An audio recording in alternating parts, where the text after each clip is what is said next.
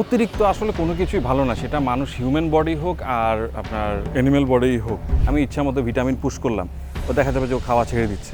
অনেক সময় গরু মারাও যায়, গরুর শরীরে পানি চলে আসে।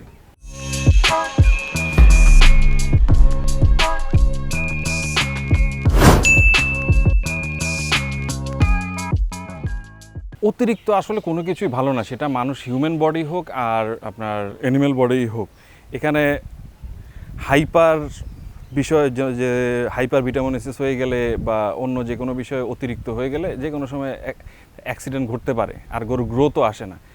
আর এই পশুগুলো এমন একটা বিষয়, দেখা যাচ্ছে যে একটা গরুর অতিরিক্ত ভিটামিন হয়ে গেছে, হ্যাঁ আমি বা কোনো খামারি মনে করছে যে আমার মনে হয় গরুটার ভিটামিন ডিফিসিয়েন্সি হচ্ছে, তার খাওয়া দাওয়া সব কিছু ঠিক আছে, আমি ইচ্ছা মতো ভিটামিন পুশ করলাম, ও দেখা যাবে যে ও খাওয়া ছেড়ে দিচ্ছে। কারণ আমি তো জানি না তার শরীরে ভিটামিনের ডিফিসিয়েন্সি নাকি তার মিনারেলের নাকি তার অন্য কিছুর। তো তার খাওয়া দাওয়া সব কিছু ভালো আছে, তারপরও তার শরীরের গ্রোথের কারণে আমি অতিরিক্ত ভিটামিন পুশ করলে ওটা খাওয়াই ছেড়ে দিচ্ছি, এতে কিন্তু হিতে বিপরীত হয়। অনেক সময় গরু মারাও যায়। আর সবচেয়ে বড় প্রবলেম হয় গরুর শরীরে পানি চলে আসে, যার কারণে গরুরা যথেষ্ট কষ্ট পায়। তো এই ক্ষেত্রে গরু মোটা তাজা করার ক্ষেত্রে সুষম খাবার ব্যালেন্সটা, এটা ব্যালেন্স করে খাওয়ানোটাই উত্তম। অতিরিক্ত কোনো কিছু এখানে প্রয়োগ করা ঠিক না। ফ্যাটেনিং ফিড আসলে এটা পুরাটাই একটা সুষম খাবার, এর বাইরে এক্সট্রা করে খাবার দেওয়াটা এটা এটা অপচয়। কারণ গরুর শরীরে অ্যাবজর্বের একটা লিমিটেশনস আছে, ওই লিমিটেশনস অনুসারেই আপনার এই ফিডটা তৈরি করা হয়। এখন আমি সাপোজ ধরেন আমাদের দেশে ফিড তৈরি করা হয় বা এগুলি রেডি ফিড বলি, আর আমরা যেগুলো খামারিরা নিজেরা হাতে তৈরি করি, এর মাত্রা দেখা যায় যে 14 থেকে 12 থেকে 16% বা 18%-এর মধ্যে থাকে। এখন অনেকেরই ধারণা, একটা ভুল ধারণা, যত হাই প্রোটিন খাবার দেই গরু তত বেশি মোটা হয়। এটা সম্পূর্ণ ভুল। গরুর প্রোটিনটা, গ্রোথটা নির্ভর করে ওর জাতের উপরে, ওর ব্রিড অনেক কিছুর ব্রিড অনেক কিছু ইন্ডিকেট করে। একটা শাহিওয়াল যেরকম গ্রোথ নিবে, একটা ব্রাহ্মা যেরকম গ্রোথ নিবে, একটা হলস্টেইন ফ্রিজিয়ান যেরকম গ্রোথ নিবে, অন্য সাপোজ যেমন আমাদের নর্থ বেঙ্গল গ্রে কিন্তু ওই ধরনের গ্রোথ নিবে না। তো আমরা মনে করি যে ফিড খাওয়াইলাম, সাথে যদি একটু করে ভুসির মিক্সচারও খাওয়াই, তাহলে মনে হয় আমার গরুটা দ্রুত বাড়বে। আসলে পুরোটাই ওয়েস্টেজ। গরু তার শরীরে যতটুকু নেয়ার অতটুকুই নিবে, বাকিটা ও এক্সক্রিয়েট করে দিবে। তো খামারিদের ক্ষেত্রে আমি যেটা মনে করি, হয় খাওয়াইলে ফিড খাওয়ার, না হয় নিজেরা রেডিমেড করে যে সকল খাবার নিজেরা তৈরি করতে পারেন ওইটা খাওয়ান। দুইটা একসাথে চালানো এটা আর্থিকভাবেও ক্ষতি। সরাসরি ইউরিয়াটা খাওয়ানো যাবে না, সেটাকে প্রক্রিয়াজাত করে খাওয়ানোটাই উত্তম। সরাসরি ইউরিয়া খাওয়াইলে এটা বিষক্রিয়া করবে এবং এক্ষেত্রে গরু মারা যাওয়ার সম্ভাবনা 100%। ওই যে আমি প্রথমেই যেটা বললাম যে ফিডে কিন্তু প্রপার নিউট্রিশন থাকেই। তো সেই ক্ষেত্রে ইউএমএসও হলো গিয়ে একটা প্রোটিন, তো আপনি ডাবল প্রোটিন দেওয়ার কোনো প্রয়োজন নাই। আপনি হয় ইউএমএস খাওয়ান, নয় আপনি ফিড খাওয়ান, দুইটা একসাথে মিক্স করলে দেখা যাবে যে গ্রোথ আপনি যতটুকু পাওয়ার, সাপোজ ধরেন একটা ব্রাহ্মা প্রতিদিন গ্রোথ নিচ্ছে 500 থেকে 700 গ্রাম, আপনি ওকে প্রপার ফিড খাওয়াইলেও 700 গ্রাম পাবেন, ইউএমএস ইন্ডিভিজুয়াল খাওয়াইলেও 700 গ্রাম পাবেন। এখন দুইটা মিলে যদি আপনি 700 গ্রাম পান, হয় ফিডের টাকাটা নষ্ট হচ্ছে, না হয় ইউএমএসের টাকাটা নষ্ট হচ্ছে। তো অযথা খামারিদের খরচ বৃদ্ধি করে তো কোনো লাভ নেই। সেক্ষেত্রে যে কোনো একটা বেছে নেওয়াটাই উত্তম। আসলে সবুজ ঘাসে ইনগ্রিডিয়েন্টসগুলো কী আছে আর ফিডে কী আছে, এই বিষয়টা আগে জানতে হবে। কারণ সবুজ ঘাসের কার্যকারিতা এক ধরনের, ফিডের কার্যকারিতা এক ধরনের। ফিডে আপনার প্রোটিন থাকতেছে 14-15% হাই প্রোটিন থাকতেছে, আর ঘাসে যেটা থাকতেছে সেটা আপনার ভিটামিন, মিনারেলস, প্রোটিন খুব লিমিটেড। এখন মাসেল গ্রোথের জন্য আপনার সবচেয়ে বেশি দরকার প্রোটিন। তো এই জায়গাটায় আপনাকে অবশ্যই ফিড ইউজ করতে হবে। এখন ফিড বলতে আমি খাবার যেটা আপনার প্রোটিন থাকে, রেডি ফিড হতে পারে বা নিজেরা তৈরি করা যে ফিড সেটা হতে পারে।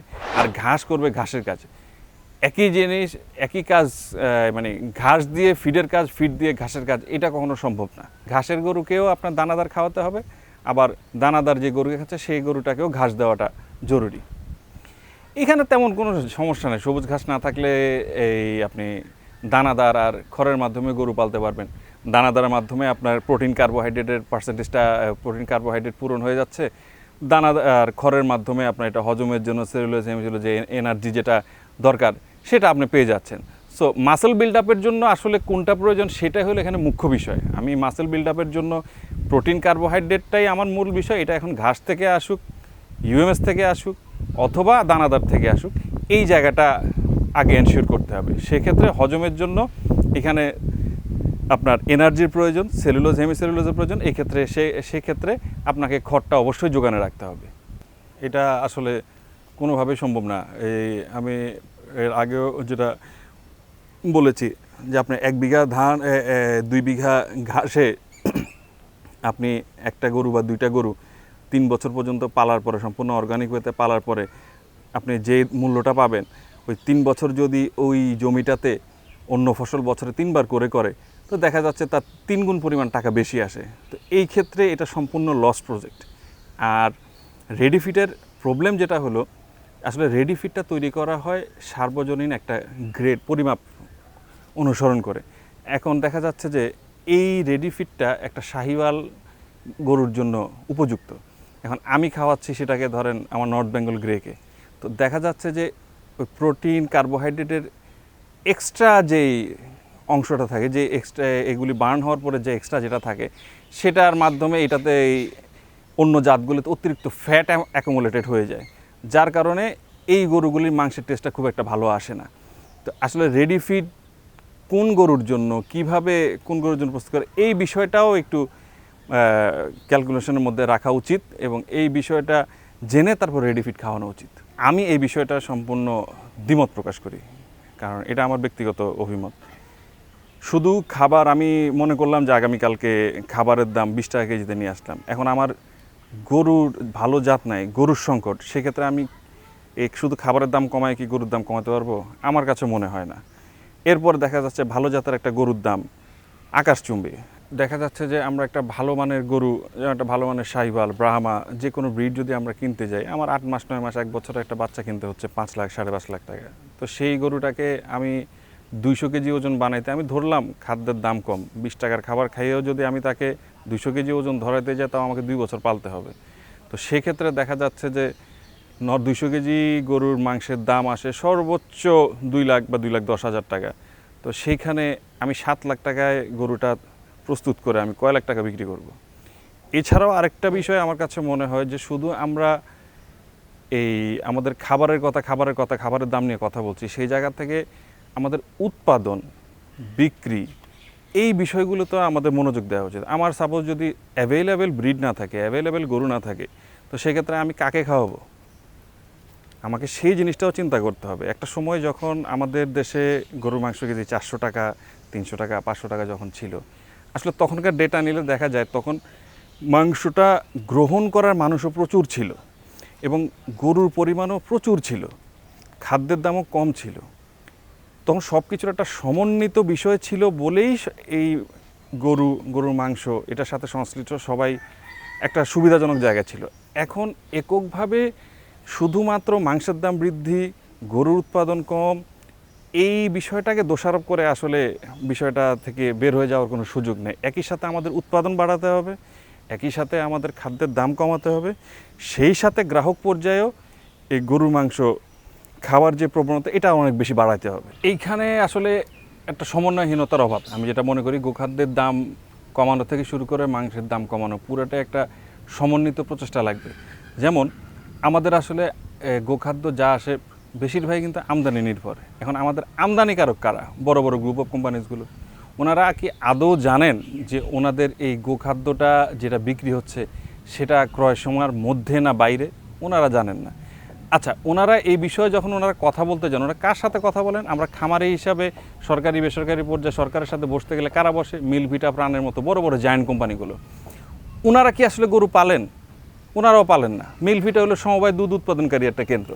ওনারাও দুধটা কৃষক পর্যায়ে থেকে দুধটা কালেক্ট করতেছে। উনি তো জানেন না যে ওই কৃষক কয় টাকা দিয়ে ভুসি খাওয়াচ্ছে আর কয় টাকা ওনার ওই দুধ উৎপাদনে খরচ হচ্ছে। এরপরে আসেন আমাদের যে ব্যাপারী শ্রেণীগুলো আছে, যারা গরু কিনছে, যারা কৃষক আছে, ওনারা তো ওই পর্যন্ত গিয়ে কথাটা বলতেই পারছেন না যে ভাই আমাদের এই বেশি দামে গরু কিনতে কষ্ট হচ্ছে। এটার সমন্বিত একটা উদ্যোগ লাগবে। এইখানে খামারি, প্রান্তিক কৃষক, খাদ্য আমদানিকারক, ব্যাপারী, হাট মালিক, গোমাংস সমিতির যারা আছে, সবার একটা সমন্বিত কমিটি থাকতে হবে, যারা একজন আরেকজনের মাধ্যমে একটা জিনিসের মূল্য বৃদ্ধি করতে গেলে, কমাইতে গেলে সবার মাধ্যমে এই জিনিসটা নির্ধারণ হবে। এটা নির্ধারণ হবে এবং সেই আলোচনার মাধ্যমে একটা জবাবদিহিতার জায়গা থাকতে হবে। হ্যাঁ, আমি আজকে ভুসির দাম 40 টাকা থেকে 50 টাকা করবো, কেন করবেন ওই মিটিংয়ে এটা সিদ্ধান্ত হবে যে হ্যাঁ এই সমস্যার ক্ষেত্রে এটা হবে। তারপরে দুধ উৎপাদনকারী সে বলবে যে আমি দুধের দাম বাড়াবো, কেন বাড়াবো, আমার এই সমস্যা। এই সব কিছুর সব কিছু মিলিত হয়ে যখন একটা সিদ্ধান্তে আসা যাবে, সেক্ষেত্রে আপনি তখন দাম নিয়ন্ত্রণে আনতে পারবেন। এককভাবে কোনো কিছু সময় আমরা খামারিরা বলে দিলাম যে আমরা গরু উৎপাদন করব না, তো দেখা যাবে গ্রামের মানুষ উৎপাদন করতেছে, এখানে আসলে তখন দামই বাড়বে, দাম আর কমানো সম্ভব না, এটার কোনো সামঞ্জস্য থাকবে না। দুধ উৎপাদনকারীরা সিরাজগঞ্জের দুধ ব্যবসায়ীরা বলবে যে আমরা দুধ উৎপাদন করবো, জামালপুরে উৎপাদন হয়ে যাবে। তো জিনিসটা হবে একদিকে বন্ধ হবে, একদিকে উৎপাদন হবে। আবার যখন সব বন্ধ হবে তখন আমদানি হবে। আলটিমেট কোনো কিছুই আসলে সীমার মধ্যে থাকবে না। সকলের একটা সমন্বিত চেষ্টা থাকতে হবে এবং এখানে সবাইকেই থাকতে হবে, সবাইকে সবার জবাবদিহিতার মধ্যেই থাকতে হবে। আমি যখন সব কিছু জবাবদিহিতার মধ্যে আনবো, তখন আমি সরকারিভাবে কোনো একটা কিছু বাড়াতে গেলেও, কোনো কিছুর দাম বাড়াতে গেলেও আমি এক সপ্তাহ ডিক্লারেশন নিয়ে বলতে পারবো যে হ্যাঁ আমার এই কারণে, আমার ভোক্তার কাছেও আমার জবাবদিহিতা থাকবে, আমি এই কারণে আমাকে গরুর মাংসের দাম 20 টাকা বাড়াইতে হচ্ছে। ভোক্তা দেখলো, বুঝলো, ওকে ঠিক আছে আমি 20 টাকা বেশি দিয়ে খাইতে রাজি আছি। আবার শুধু বাড়াইলেই হবে না, আমার কমে গেছে আমি এই কারণে কমাই দিচ্ছি, তাহলে ভোক্তা আবার চিন্তা করবে না যে আমার হয়তো মরা গরুর গোশত দিচ্ছে এই কারণে আমার দাম কমাই দিচ্ছে। তো এই টোটাল বিষয়টাকে একটা ছকের মধ্যে আনতে হবে। দেখা যাচ্ছে এপিমেরাল ফিভারে জ্বর থাকে 105-এর উপরে, তারপরে লাম্পি স্কিন ডিজিজের ক্ষেত্রে 104, 105 এরকম, খুরার ক্ষেত্রে 103, 104